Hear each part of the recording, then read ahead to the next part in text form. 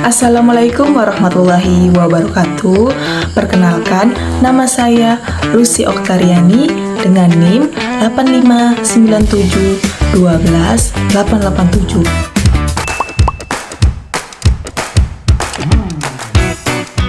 Pada video kali ini, saya akan membahas tentang proses lahirnya Pancasila.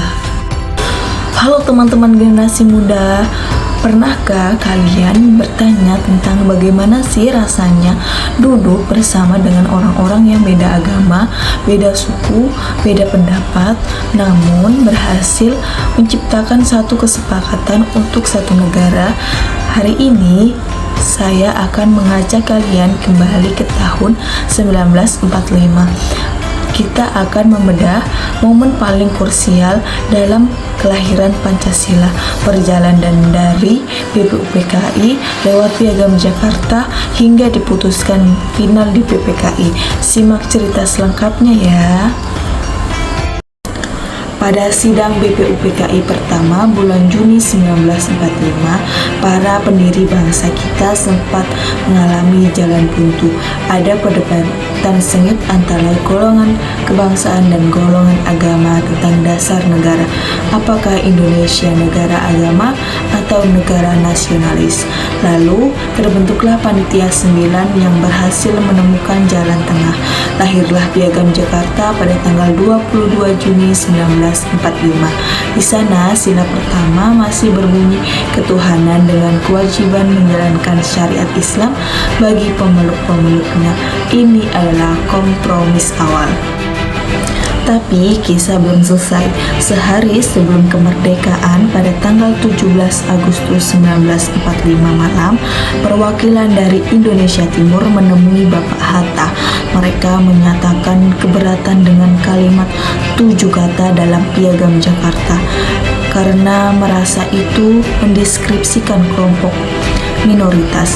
Demi menjaga persatuan bangsa yang baru saja diproklamasikan, dengan lapang dada para tokoh Islam setuju untuk mengubah sila pertama menjadi ketuhanan yang Maha Esa, dan keesokan harinya 18 Agustus 1945 dalam sidang PPKI, Pancasila resmi disahkan dalam bentuk final seperti yang kita kenal sekarang.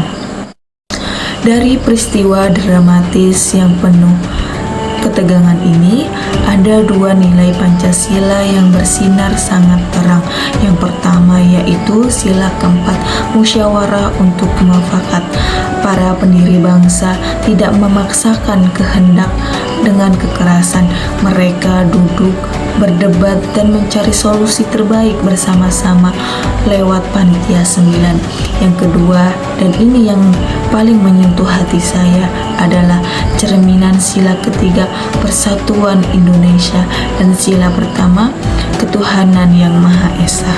Keberanian para tokoh Islam saat itu untuk menghapuskan 7 kata demi kenyamanan saudara-saudara mereka dari Indonesia Timur adalah definisi tertinggi dari toleransi dan jiwa besar. Mereka menempatkan kepentingan bangsa di atas kepentingan golongan sendiri. Itu adalah bukti nyata bahwa Pancasila lahir dari semangat pengorbanan ego demi persatuan. Lantas, apa pelajaran buat kita generasi muda hari ini? Sejarah kelahiran Pancasila mengajarkan saya bahwa perbedaan itu bukan alasan untuk berpecah, tapi alasan untuk bermusyawarah. Bagi Gen Z yang hidup di era media sosial, relevansinya sangat kuat. Seringkali kita melihat orang mudah marah, saling serang, dan cancel kultural karena beda pendapat atau beda keyakinan. Pelajaran dari Piagam Jakarta dan sidang PPKI mengingatkan kita, jadilah pribadi yang lapang dada. Kalau ada teman yang berbeda pendapat denganmu, ajak diskusi, jangan dimusuhi. Kalau ada isu sara yang memecah belah, ingatlah bagaimana para pendiri bangsa rela mengubah rumusan dasar negara demi menjaga perasaan saudaranya.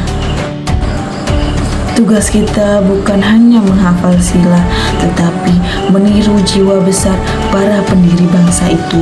Mari jadikanlah perbedaan sebagai kekuatan, bukan kelemahan.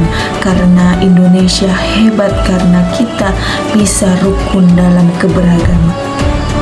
Itulah cerita singkat tentang lahirnya Pancasila, dari perdebatan di BPUPKI, kompromi di Piagam Jakarta, hingga keputusan bijak di PPKI. Semoga semangat persatuan mereka mengalir juga di darah kita generasi muda. Terima kasih sudah menonton. Ingat, Pancasila itu kerja kita bersama. Salam Pancasila. Wassalamualaikum warahmatullahi wabarakatuh.